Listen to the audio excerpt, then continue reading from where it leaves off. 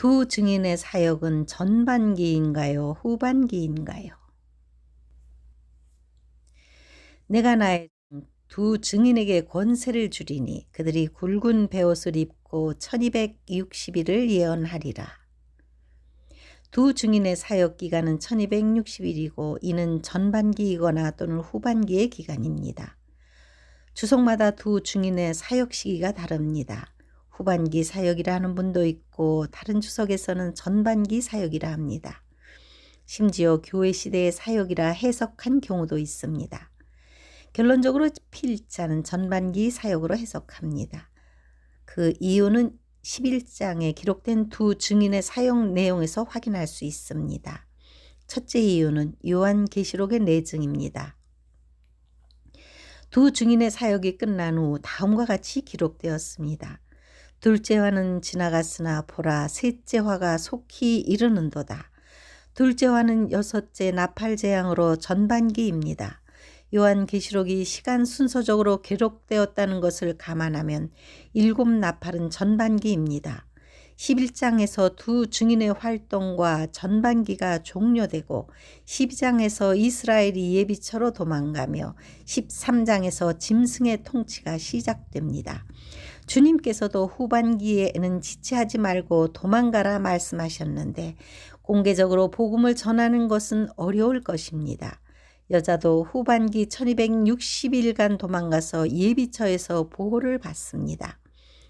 둘째 이유는 성전 안에서 경배하는 자들이 있기 때문입니다.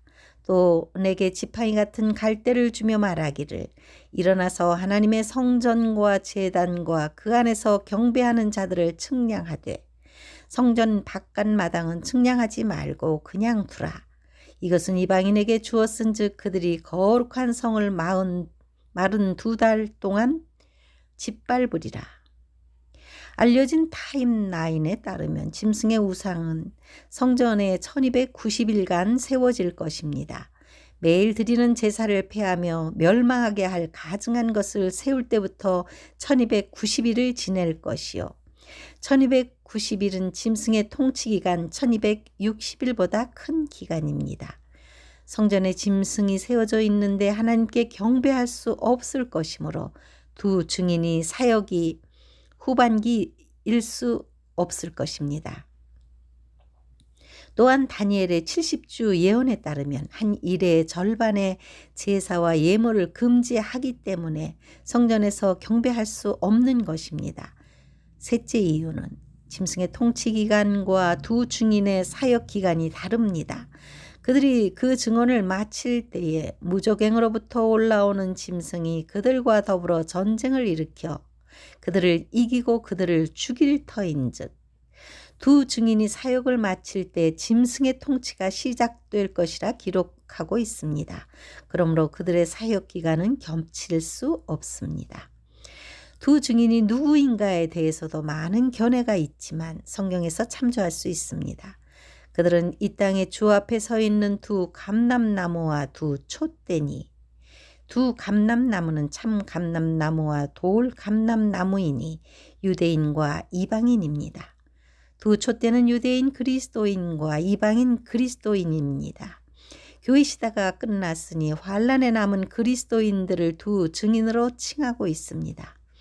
하나님의 인을 이마에 맞은 14만 4천 명도 두 증인 무리에 포함될 것입니다. 두 증인의 사용 목적은 무엇일까요? 내가 나의 두 증인에게 권세를 주리니 그들이 굵은 베옷을 입고 1260일을 예언하리라. 예언 사역이라고 합니다.